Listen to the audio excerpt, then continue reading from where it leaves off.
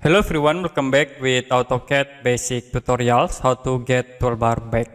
So if you want to show toolbar in AutoCAD, you can use minus toolbar command. You can type minus toolbar, press enter.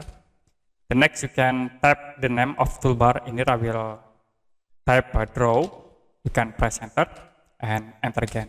It will be automatically show draw toolbar.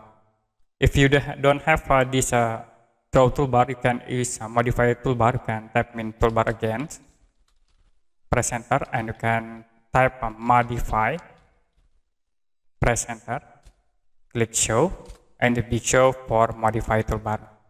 To add more, you can right click in this toolbar and you can see you can insert the other toolbar like group. You can click be show for group and the other toolbar into this AutoCAD.